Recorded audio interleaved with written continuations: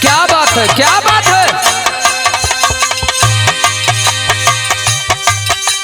वाह वाह,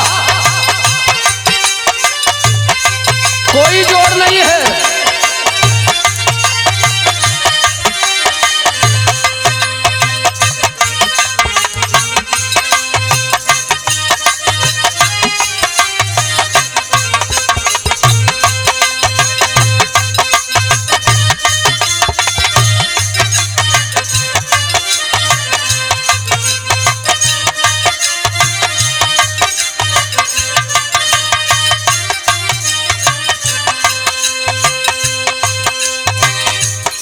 गीत के संकेत गुरुजी करतन, कौनो प्यार में धोखा खाई लइका एक दिन उ लइकी से मिलल बा अपने प्रेमिका से, अपने दिल का बात निशा रखत है।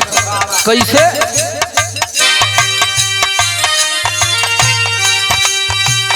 कहे ये रनिया हो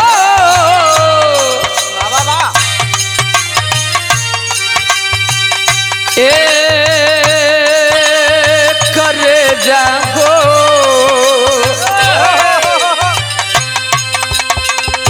यह कहत हाई तोहरा जिंदगी के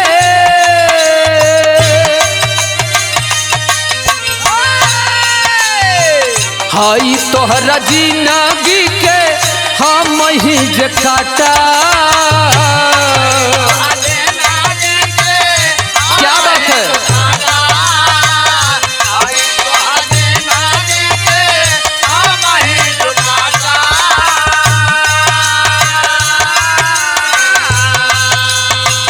हाई तोहरा जिंदगी के हम ही जे काटा, दुनिया से जात बानी बाय बाय टाटा टाटा। हम ही जे बाय बाय टाटा टाटा।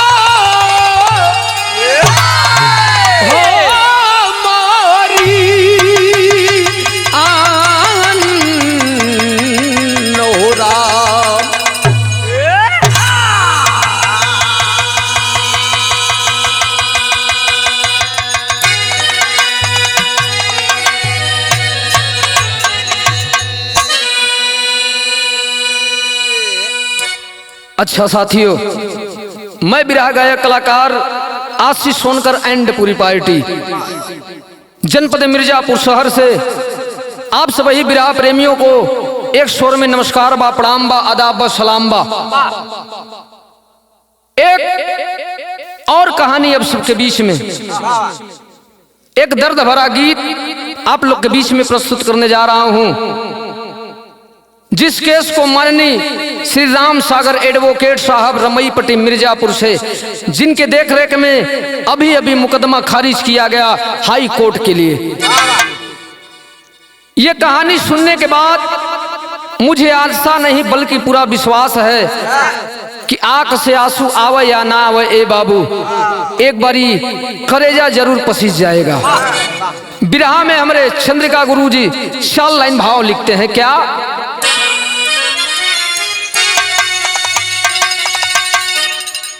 नींबू के रस की एक बूंद पड़ी दूध में,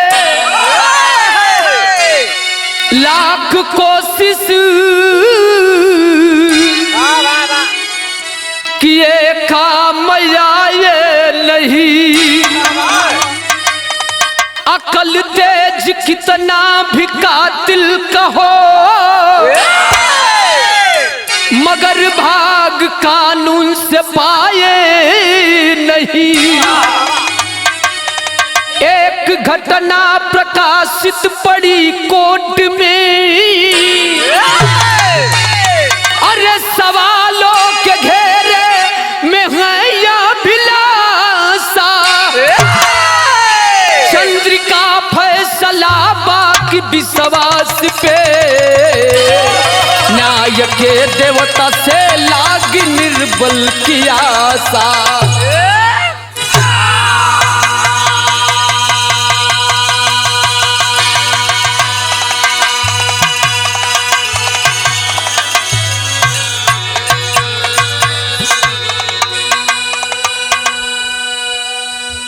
चंद्रिका फैसला बाकी विश्वास पे, न्याय के देवता से लागी निर्बल की आशा। अय बाबू, बिरहा सुनने वाले पंचों, कातिल कितना भी शातिर हो लेकिन कानून के हाथों से कभी बच नहीं सकता है। यहर कवि जी हमरे बिरहा में भाव लिखत हैं।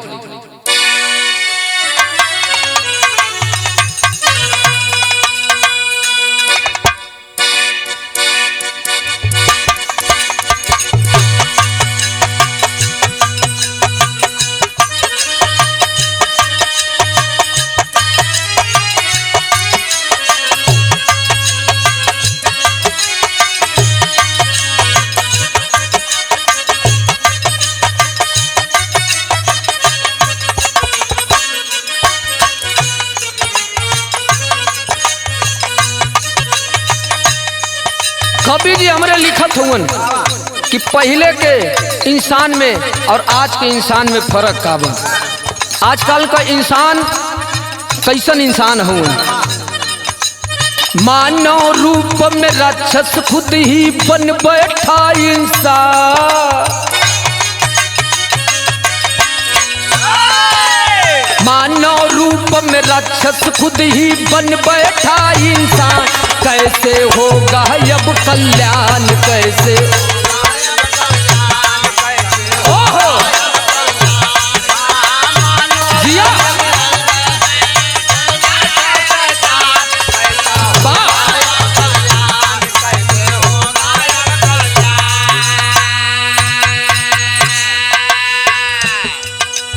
चलना फिरना मुश्किल हुआ, खतरे में है जान, चलना फिरना मुश्किल हुआ, खतरे में है जान। कैसे होगा अब कल्याण,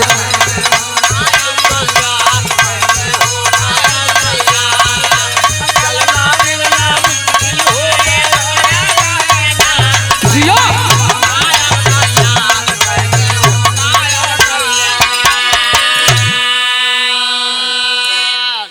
कवि जी हमरे लिखत है, चलना फिरना मुश्किल हुआ, खतरे में है जान। कैसे होगा अब कल्याण।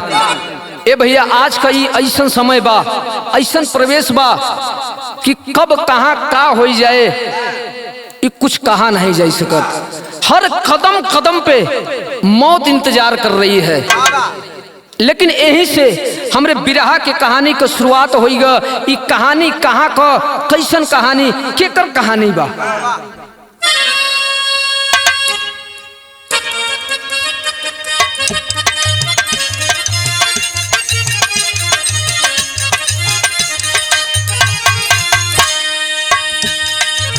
सुना दस्तान तो सोच करके जिगर बैठ गया, सुना दस्तान तो सोच करके जिगर बैठ गया, न्याय के चक्षु पे पर्दा कसाया बैठ गया। जिला मिर्जापुर थाना पड़ रही है सरनाम जहाँ, जिला मिर्जापुर थाना पड़ रही है सरनाम जहाँ, पहाड़ी क्षेत्र के बसा कमारी गाँव जहाँ। तौलन गुप्त के नयन के दुईठ तारे थे, तौलन गुप्त के नयन के दुईठ तारे थे, भाग से माँ देवी सरोजा के दुलारे थे। अमित प्रमोद एक बेटी से घर गुलजार रहा, अमित प्रमोद एक बेटी से घर गुलजार रहा, कुशल परिवार में उस खुशी का बहार रहा। ए भैया, आप सब तनी सा कहानी के समझ ला। उत्तर प्रदेश राज्य के अंतर्गत एक जिला, जिस जिले का नाम बताया गया मिर्जापुर। मिर्जापुर जिला मुख्यालय से मात्र 20 किलोमीटर दूरी पर पडरी थाना, पडरी थाना के अंतर्गत एक गांव है जिस गांव का नाम बताया गया खमारी गांव। गौवा में एक थे बड़ा गरीब परिवार, जौने परिवार के मुखिया का नाम बा तौलन गुप्ता, पत्नी का नाम सरोजा देवी हो बाबू। मालिक 3 ठे औलाद दिले हुवन, जमन 2 ठे बेटवा 1 ठे बिटिया। बड़े बेटवा का नाम बा अमित गुप्ता और जो छोटा बेटा है उसका नाम है प्रमोद गुप्ता। बड़े बेटा का शादी कर दिए। तौलन गुप्ता घरे में एक थे दुल्हन आई गई, पतो हुआ आई गई, लेकिन हर एक दिना का बात बा, दोनों प्राणी बैठ के तौलन गुप्ता और सरोजा देवी आपस में राय विचार करत हैं। तौलन गुप्ता कहत हैं कि कोहो बड़का बेटवा का मान लो शादी बियाह हो गया, काम धाम करत बा, ओकर जीवन सेट बा, लेकिन जो छोटका बेटौना प्रमोद है अपन बा, इ कोनो काम धंधा नहीं करत बा, इहो सयान हो गल बा, काहे ना एहू के कोनो काम धंधा करवाई देवा। जे कोनो काम धंधा अगर करई लगत तो एहू का जीवन सुधरिया। ए भैया यह राय विचार कई के जब सवेर भवा है, दोनों जने चला गए एजेंसी में। एजेंसी में जाने के बाद एक ठे बुलेरो गाड़ी निकलवलन है, फाइनेंस करौलन है, और प्रमोद के दे दिलन चलावे बदे। एहर प्रमोद भैया गड़िया के चलावे लगल तो होत का एक लाइन यहाँ गीत बदलत बा।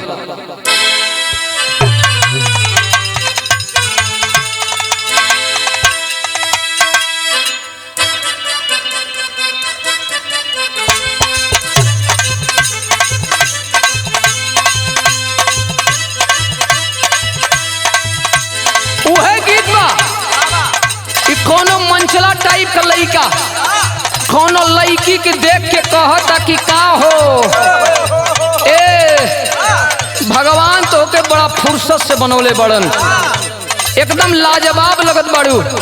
लड़किया कहत बा कि चलो हट ना, झूठ तारीफ मत करा। लड़का कहता ये रानी सुना हम झूठ ना बोलत है। कैसे पहिरेलू साड़ी चाहे सूट सलवार,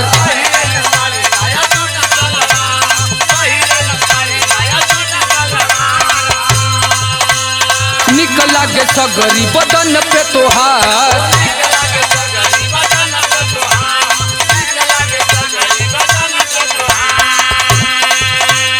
पहिरेलू साड़ी चाहे सूट सलवार, निकल लागे सगरी बदन पे तोहार। होठ मधुशाला तोहार जाम भइल बा हो,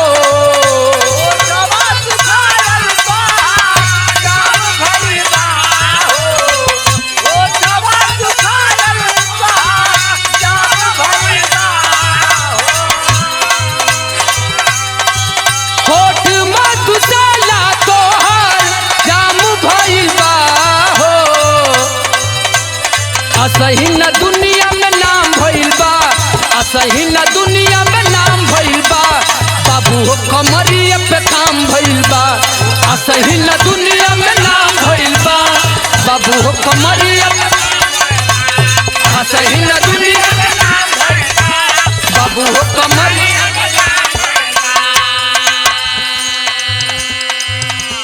ए भैया ई त गीत बा, लेकिन इससे बढ़िया हमारे कवि जी भाव में लिखत हैं, बिरहा में का लिखत हैं।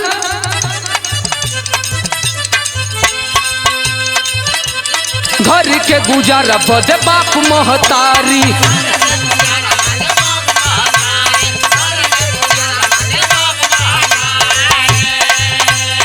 किसी तरह ले 4 चक्का एगो गाड़ी,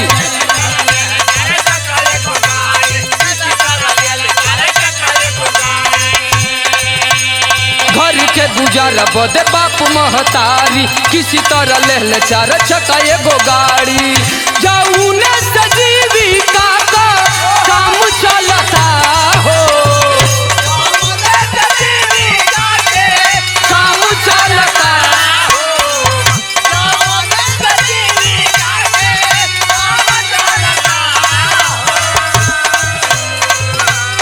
जाऊने सजीविका का काम चलता हो। ढलता, जैसे जैसे सुबह और शाम ढलता, जैसे जैसे सुबह और शाम ढलता, वैसे परिवारवा का नाम बढ़ता, जैसे जैसे सुबह और शाम, जैसे जैसे सुबह और वैसे परिवारवा।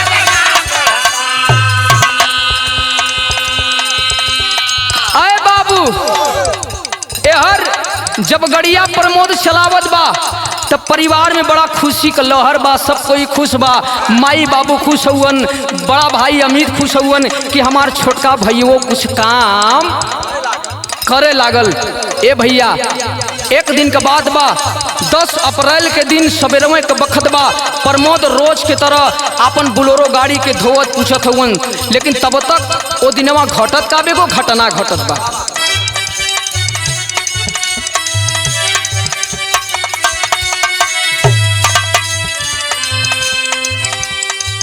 दसया परल के अभिषेक मोहि घर आइल हो,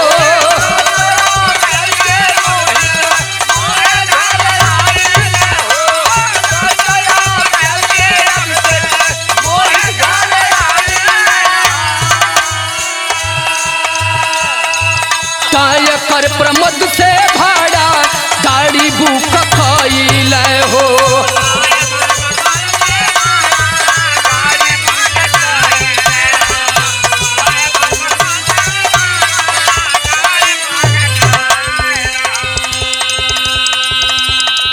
आए बाबू जरा गौर करेंगे, सवेरवा के बखत में 3 लोग दुअरवा पे अइलन है बाबू तौलन गुप्ता जी के, उबा के मोहित तिवारी और दूसरे व्यक्ति का नाम बताया गया सुमित शुक्ला, और एक लोग और हुवन जेकर नाम बा अभिषेक यादव। तीनों जने जब दुअरवा पे आए ना तो प्रमोद के देख के कहत हुवन ड्राइवर साहब तो ही हुआ, तो प्रमोद कहलन कि हाँ भैया हम ही ड्राइवर साहब है, का बात बा?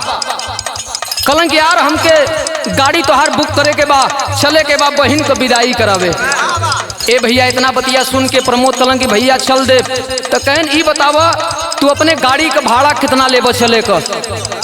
ए भैया प्रमोद कहन कि देखो भैया डीजल बड़ा महंगा हो बा, बड़ा खर्चा महंगा बा, 1000 रुपया बचत दे दी है, बाकी जमन तेल लगे के भराई दी है। तीनों जने कहन कि चला ठीक बा, तो होत का बा?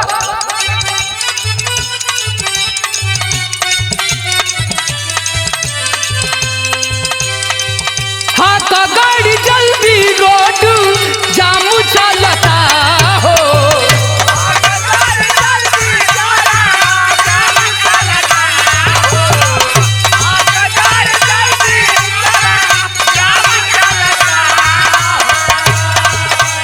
हाँ का गाड़ी जल्दी रोड जाम चलता हो, जाम चलता, जैसे जैसे सुबह और शाम ढलता, जैसे जैसे सुबह और शाम ढलता, वैसे परिवारवा का नाम बढ़ता, जैसे जैसे सुबह और अरे जिया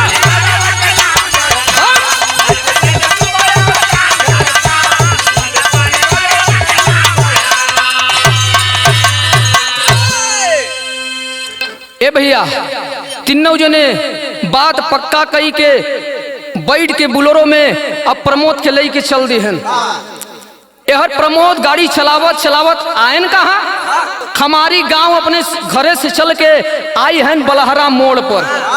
जब बलहरा मोड़ पे आई हैं पानी उनी रुक के पियत हैं, तब तक प्रमोद के बड़का भैया अमित भैया को साला दिखाई गए। यार जब साला का निगाह गवाबा प्रमोद के ऊपरा तो लगमा आई के कहथिन कि का हो जीजा पा लगी, कहीं नहीं बतावा कहाँ जाता, कन भैया जाते एक के भाड़ा पाए है और शाम ले लौट आऊ। यार बतावत कैसे निकला, यहाँ गीत बदलत बा।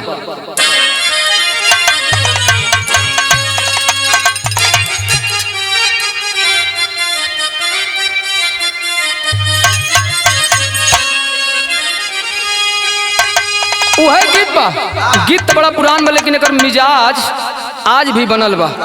कि कौनो दुल्ही अपने राजा का बात बतावत रहे कैसे, ओहो अरे फेंक दल थारिया, फेंक दल थारिया, बलम गयल झोरियो पहुँचल किना, उठहिया में लहरिया पहुँचल किना। लेकिन यही के बदल के एक लाइन हम गाई था, कैसे?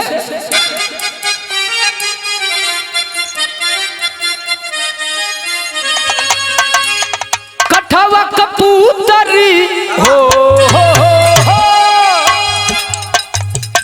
कठवा कपूतरी सरा गवा से उतरिया मरुदिय तर खड़ी।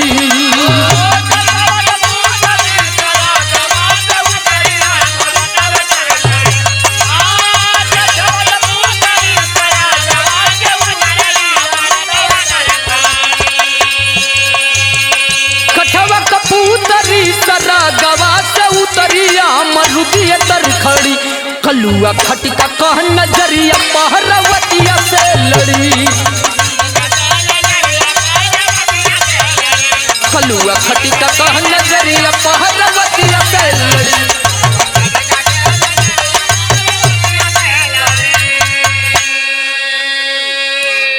ई तो मौज मस्ती बदे आप लोगों के रहल गीत का संकेत, लेकिन बिरहा में से बढ़िया भाव बा। चलवत प्रमोद चलल हो, चलवत प्रमोद चलल कई के ड्राइवरिया मोटरिया से ना।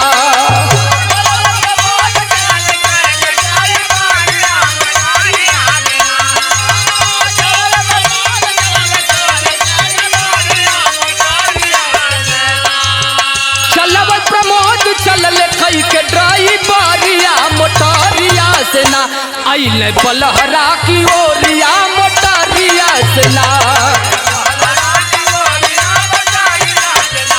आइले बलहरा की।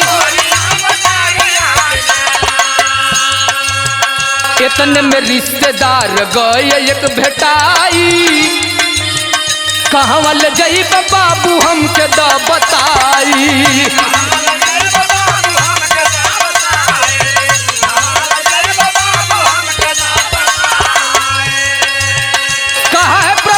जल्दी आई घर नगरिया मोटरिया से ना।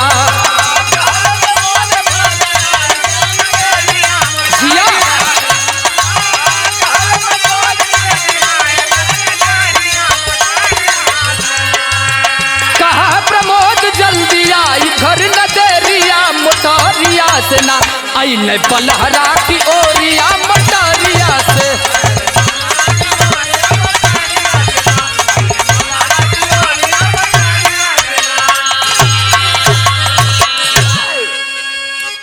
ए भैया यार अपने साला के पानी दाना वही चौराहा पे करावत हैं, तब तक वो तीनों जने जो गड़िया में बैठा हैं, जो गड़िया बुक करे हैं, कहते हैं यार ड्राइवर साहब नहीं जल्दी करा, बड़ा लेट होत बा चले बदे, जल्दी से करा। ए भैया यार प्रमोद अलन है, गड़िया पे बैठलन है, लेकिन तीनों जने गड़िया के बलहरा मोड़वा पर से मोड़वाई ली हैं। कौने तरफ मोड़वाए ना गीत से बढ़िया भाव में कवि जी हमरे लिखत हैं, आखिर वो गड़िया मोड़वौलन कहाँ वो तीनों लोग।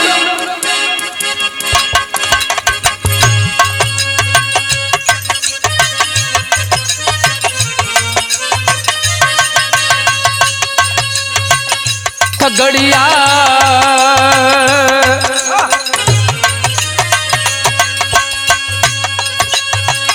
ओह गड़िया बहुती की ओर घुमवाई के, घुमवा ले गाड़ी बहुती के तरफ।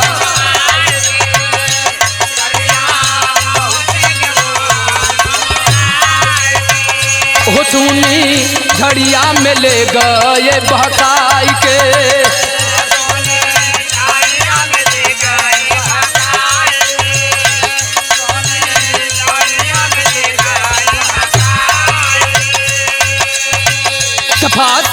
सर के शिकारी अपना जाल में,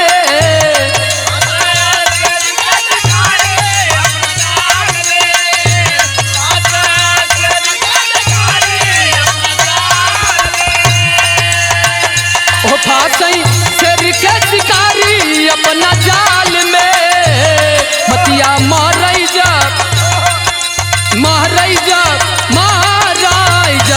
मतिया मारई जब बिना सया वही ख्याल में।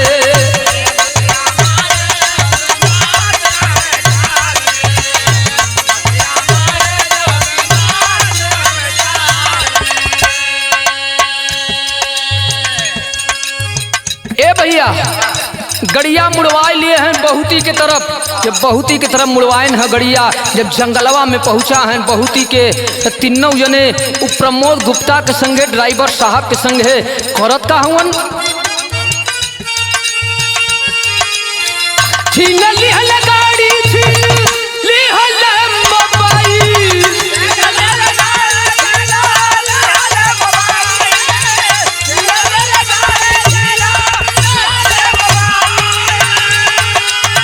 छीन लिहल गाड़ी छीन लिहल मोबाइल, मार के जमी पे पापी दिहल सुताई।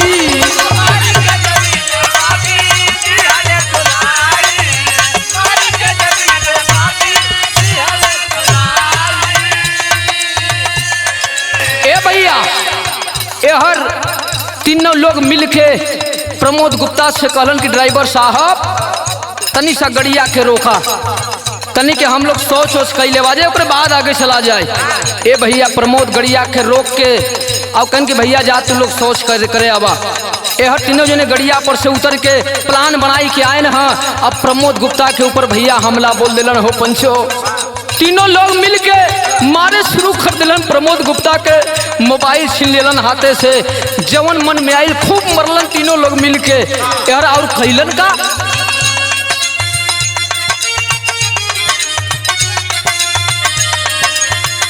हो लुट के भाग गई कैले छोड़ी के बेहाल में,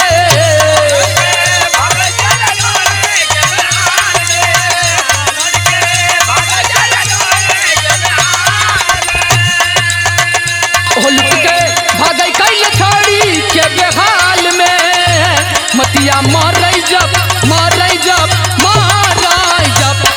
मारई जब बिना सया वही ख्याल में।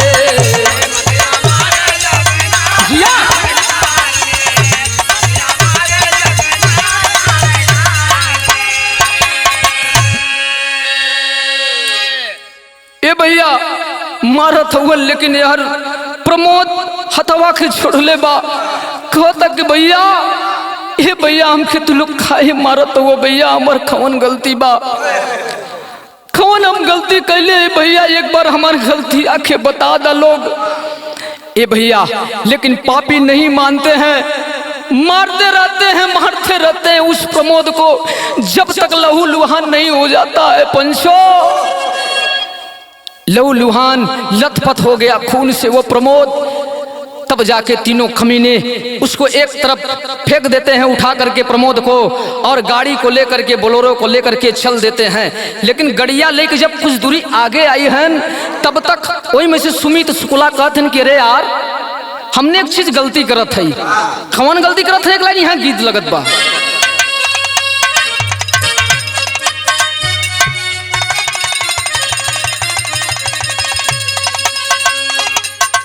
गीत के माही बहन सब गावत थे, लेकिन यही के बिरहा सम्राट स्वर्गीय रामदेव गुरु अपने जवानी के आलम में बड़ा लहाई के गाय की चला गए। कैसे गावत रहे?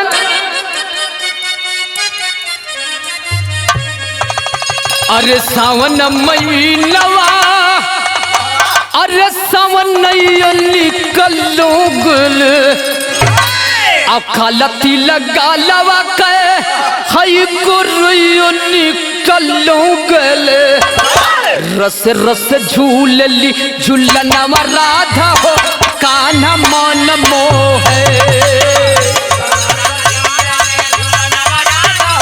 कान्हा मन मोहे।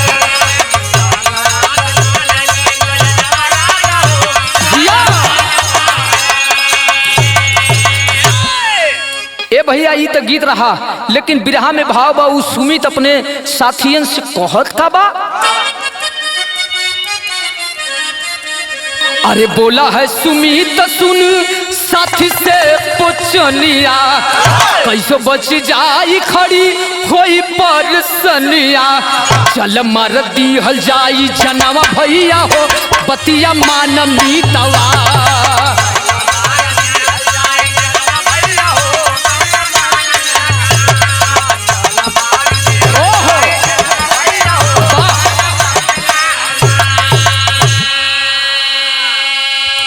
ए भैया सुमित यह कहत हवन कि हम लोग गलती ही करत हई कि ओके जिंदा छोड़ के आवत हई हो सकत बा ये अपने घर घरे पहुंच जाए तो हमने का जान सासत में पड़ी जाए। ए भैया हम लोग बचा न जाए यह बतिया लोगन के दोनों लोगन के समझावत बा। दोनों लोग कहते हैं अभिषेक यादव और मोहित तिवारी के यार सुमित भाई तुम ठीक कर रहे हो, तुम ठीक कर रहे हो एकदम। अगर ये बच जाएगा तो साला हम लोग को फंसा देगा। ये भैया दोनों जने मुड़ के फिर गए ना प्रमोद गुप्ता के लग गए। जब गए ना तक करत का है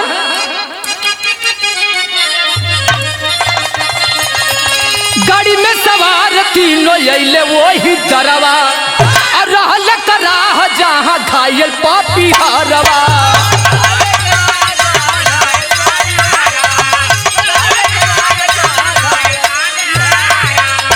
अरे मार कर चाकू ले ली हल परनव भैया को बतिया मान मिटवा।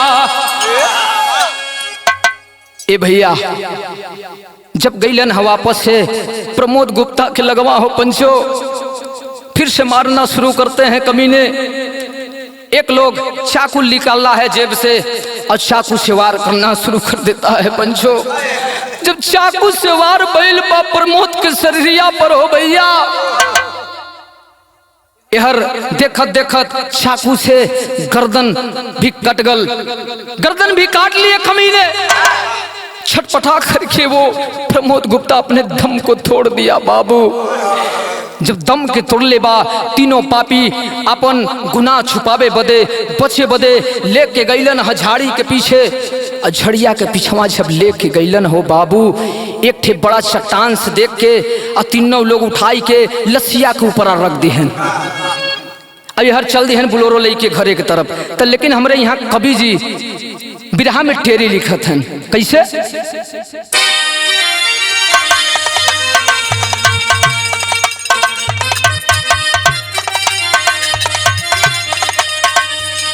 अरे मनौता बिन पानी के मर गई। अरे मनौता बिन पानी के हो मनौता बिन पानी के मर गई। लसिया दबना करके हुए सितमगर रमता। अरे हाँ रमता लसिया दफना करके हुए सितमगर रमता मनौता बिन पानी के मर गई। हमारे कवि जी लिखते हैं कहाँ गई लोगों की मानवता। क्या यही मानवता है कि एक दूसरे का वार कर रहे हैं, एक दूसरे का कत्ल कर रहे हैं लोग। एक पहले के समय रहल कि एक इंसान दूसरे इंसान के लिए अपन गर्दन कटा देते रहल, लेकिन आजकल के ऐसे इंसान हैं, ऐसे लोग हैं आजकल मदद करे बदे के कहे सुभाष भैया दूसरे का जान लेवे बदे हमेशा चाहत हैं कि सरवा बढ़िया कमात खात बा कैसे एकर जिंदगी मार के ले लई एकर जान ले लई सरवा आगे न बढ़े। ए भैया यहर गाड़ी लेके जब अपने अपने घरे चलाए तीनों जने, लेकिन यहर प्रमोद के घरवा का लोग धीरे धीरे जो शाम को जब बखत बा प्रमोद गाड़ी लेके नहीं आए। माई सरोजा देवी सोचत हैं कि हमार लाल बही तक आयल नहीं। अपने बड़का बेटवा के कहत हैं कि बेटवा ए अमित तनी अपने भाई का फोन लगाओ प्रमोद का कहाँ बा तनी पता कर कि कब ले आई, खाना वाना कहीं खैलस कि नहीं। ये भैया अमित भाई फोन लगाया, जब फोनवा लगल बा हो पंचो तो स्विच ऑफ बतावत बा। माई के बतौलस कि माई रे प्रमोद का मोबाइलिया स्विच ऑफ बतावत बा, हो सकत बा कि जंगल वंगल में कहीं फसल हुई है, नेटवर्क ना पकड़त हुई। आए हाय रे पंचो, लेकिन माई का ये बात बर्दाश्त ना होता। माई के मन में शंका होता कि कौनो लगता अनहोनी होखे वाला बा। यहाँ विदेशिया का भाव बा भैया।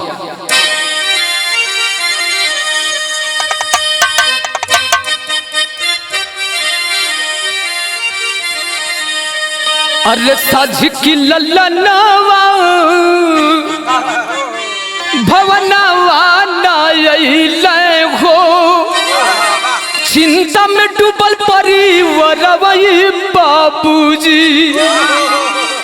तब बार बार फोनवा लगा कि सब भरी गईले, लगे ना मोबाइल का नंबर वही बाबूजी।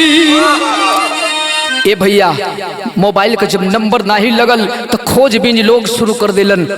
बाबू तौलन गुप्ता अपने बेटवा के खोजत हुवन, हर भाई खोजत बा, सगरो रिश्तेदारी में लोग फोन लगावत बा कि हमार भैया अमित पहुंचल हुवन। हर तौलन गुप्ता फोन लगावत हो, हमार बेटवा प्रमोद गईल बा का।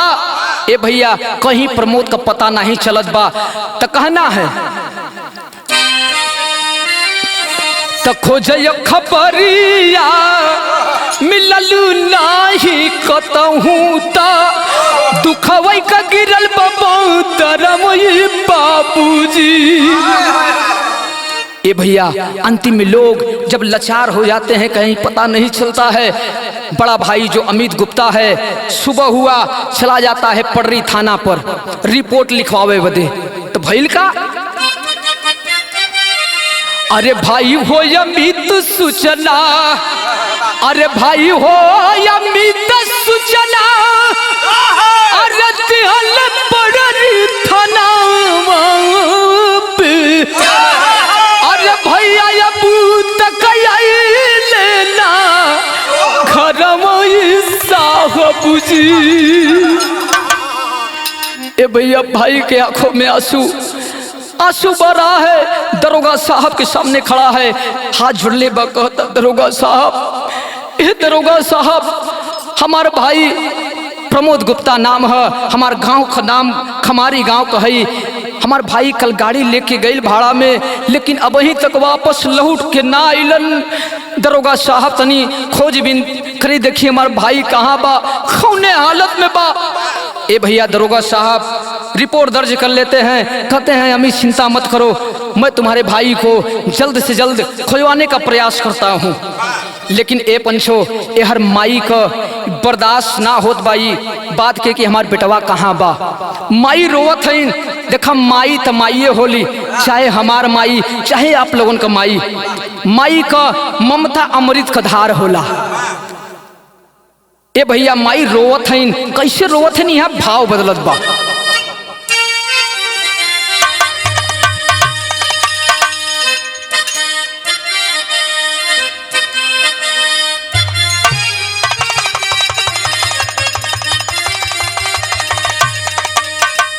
एक लाइन गीत बा, गीत तो बड़ा पुरान बा, जैसन भाव वैसन गीत, जैसा भाव अगर वैसा गीत रख दिया जाए तो गाना कभी मरता नहीं है। कभी जी हमरे गीत वैसे ही डाले हैं। कौन गीत है?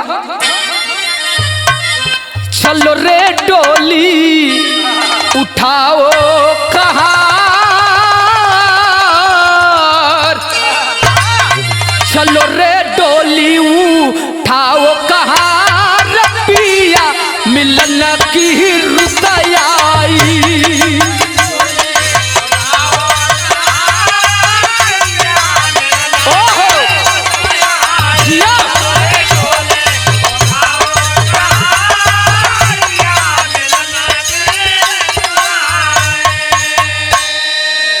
लेकिन ए भैया माई रोवत बा अपने बिठौना के याद कई कई के, कैसे? अरे माई रोवई ए बाबू हो, अरे माई रोवई या रवा के पार हमरो गुगुना वहाँ का भइले।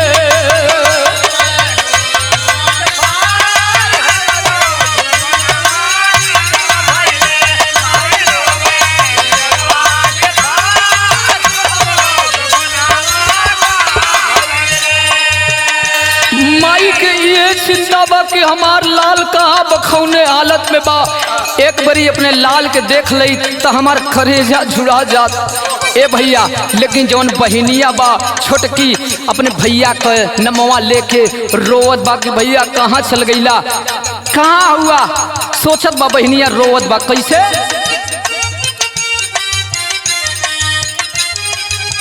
टूटल सनहिया बहिन भइली लाचार, टूटल सनहिया बहिन भइली लाचार, हमरो बिरना वहाँ कहाँ भइले।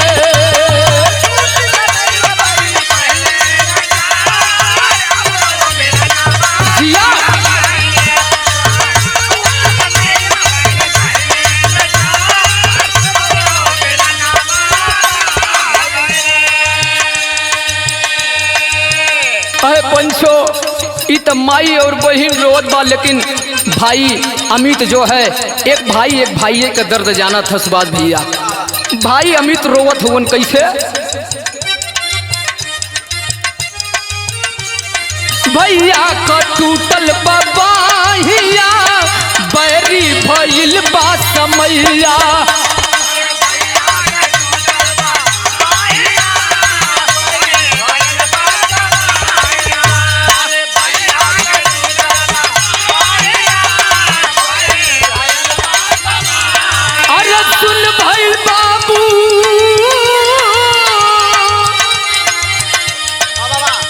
भइल बाबू का अंगना दुआर, हमरो घुघुना महका भइले। अरे वाह,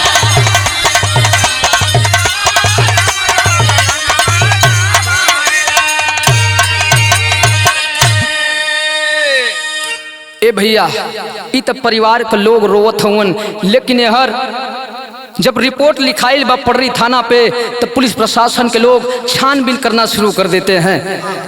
यार छानबीन में जुटल बा पुलिस का लोग, लेकिन एहर बाबू जोन हवन तौलन गुप्ता धीरे धीरे जब कुछ दिन बीतत बा पता बेटवा का नहीं चलत बा, लेकिन धीरे धीरे उन मन ही मन बड़ा चिंता कई गए हैं अपने बेटवा के लेके।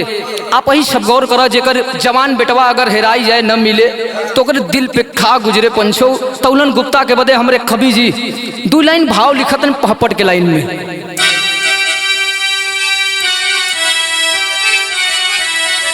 अरे कैसे ठेली है दुखवा का पगाड़ बाबू दुनिया में, अरे कैसे ठेली है दुखवा का पगाड़ बाबू दुनिया में, तो के देख के जी है जीवन या पार बाबू दुनिया में। अरे वाह वाह, शेर हुआ।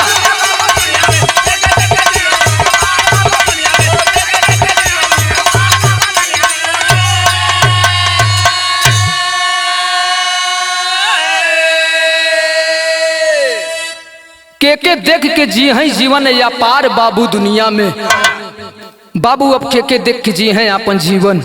आगे कहना है तयल हरे सुगनवाया जी गईले राई हो, कैसे सबूरावा के करी है भला माई हो। अरे लागे बुढ़ैया जाके के करे तार बाबू दुनिया में, के देख के जी है जीवन या पार बाबू दुनिया में।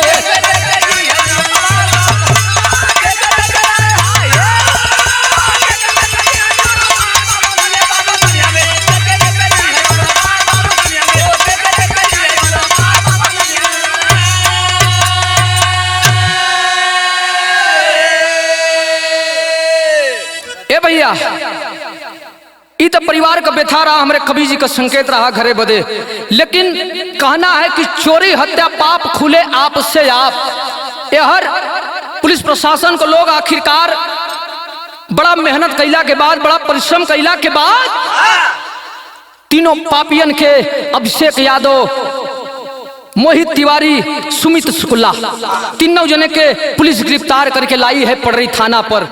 पूछताछ करना शुरू कर देती है कि आखिर बताओ खमीनो प्रमोद गुप्ता के तू लोग काहे मरला। ए भैया यहाँ बिरहा में तनी सा आल्हा का भाव लगत बा।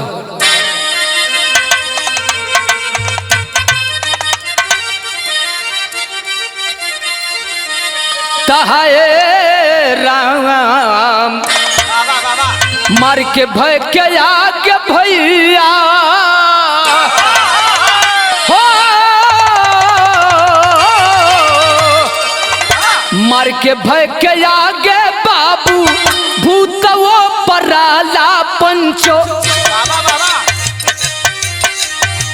चोरयो लफंगन के कवन दरकार थाना पर भारी पड़री दया शंकर ओझा भैया मामला के जांच खातिर हुए दैया। ए भैया थाना प्रभारी पड़री दया शंकर ओझा जी ई मामला का जांच करके जब तीनों लोग के पकड़े हैं थाना पे लेके आए हैं तो पूछताछ करना शुरू कर देते हैं। ए भैया जब पूछताछ करत हुवन तो कहत हुवन कि ये बताओ कि आखिर काम तुम लोगों ने ऐसा काम क्यों किया कि उस गरीब के बेटे को तुम लोगों ने मारा।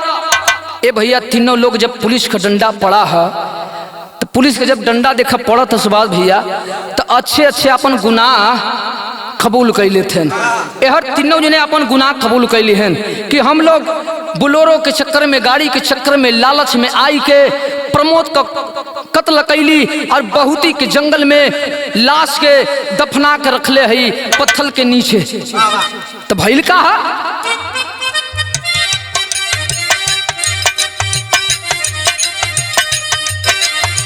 बड़ी मुश्किल से पावल सफलता बाबू मोहिता तिवारी के किए गिरफ्तार करके कड़ाई से पूछता छकैल बाबू गुनाह कबूला कैलस पापी किरदार। ए भैया हर पापियों ने अपना गुनाह कबूल जब किया है तो थाना प्रभारी दया शंकर ओझा जी तीनों लोगन के भेज देते हैं मिर्जापुर सेंट्रल जेल की तरफ। तीनों को जेल में डाल देते हैं लेकिन हर घर वालन के अबही तक तीनों लोगों को जेल भेजने के बाद जाते हैं उसी स्थान पे बहुती में और लाश को खोजवाना शुरू करते हैं। एक जगह खोजवावत हन के खुदवावे लगलन जमीनिया के।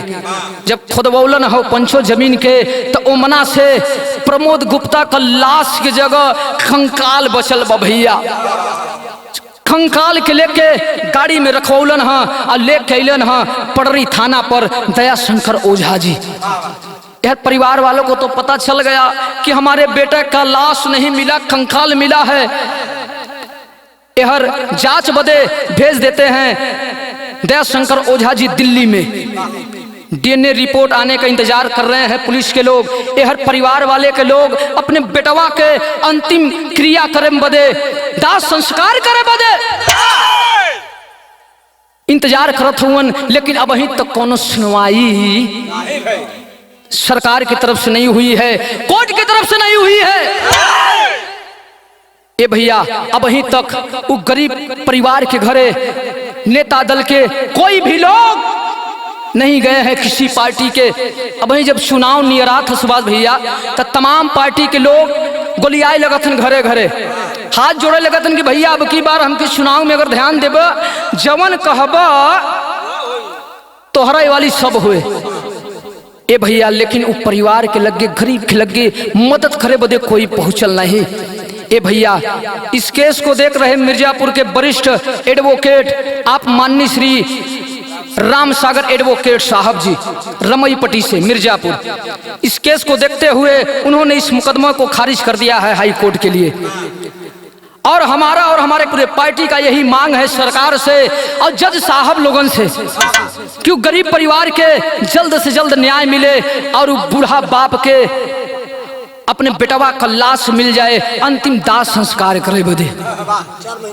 4 महीना हो गया लेकिन अभी तक परिवार वालों को उसका लाश नहीं मिला है। बाबू जरा सोचने की बात है, सोचिएगा कि आखिरकार क्यों नहीं सुनवाई हुई, क्या कर रहे हैं पुलिस प्रशासन के लोग। सरकार क्या कर रही है कि एक गरीब परिवार है, इसके लिए सुनवाई नहीं हो रही है। अभी यह अमीर अगर कोनो होते, अगर के वो अमीर होते तो एक हफ्ता के अंदर 10 दिन के अंदर सुनवाई हो जाती, लेकिन गरीब के नाते बाबू, गरीब की दुनिया में कोई होत नहीं। लेकिन हमार सरकार से निवेदन बा, पूरा पार्टी का हमारे निवेदन बा। का निवेदन बा?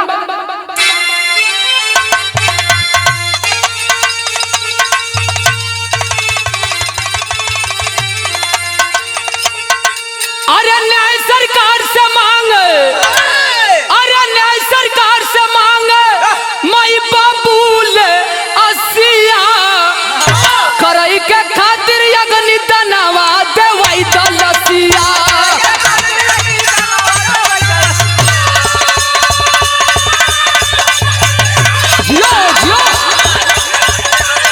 अरे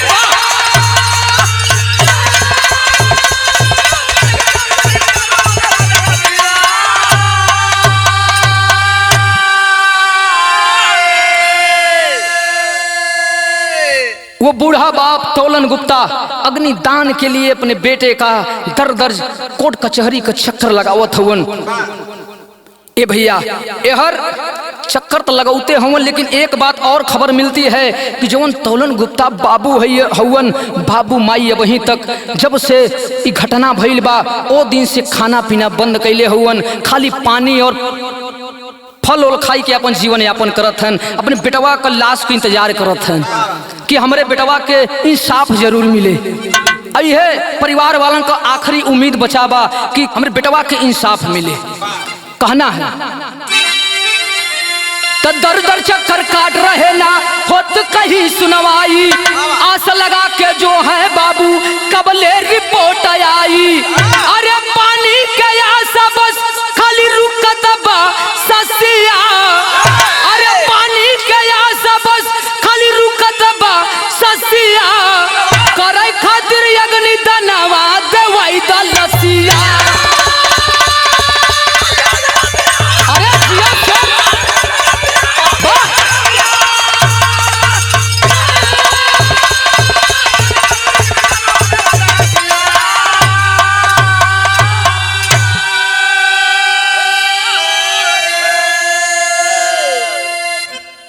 ए भैया, ई घटना गावे का मतलब हमार ई रहल कि समाज में जो ऐसी घटना हो रही है, ऐसी घटना नहीं होनी चाहिए। केहू के गरीब का दुनिया उजाड़ के काम मिली, अगर न्याय नहीं मिलेगा जज साहब लोगन के द्वारा तो ई दुनिया में, इस समाज में ऐसे ही आए दिन घटना सुने के मिलत रही। इस बारे में जरा सोचना चाहिए, एक्शन लेना चाहिए सरकार के लोगों को। आखिरी भाव है, गुरु बिहारी गुरु गणेश गुरु रामलाल मोर पावन, बच्चन कहते कवि चंद्रिका लागे गीत सुहावन, तमनौता बिन पानी का मर गई, दया से चंद्रिका या कैसी है दानौता, मानवता बिन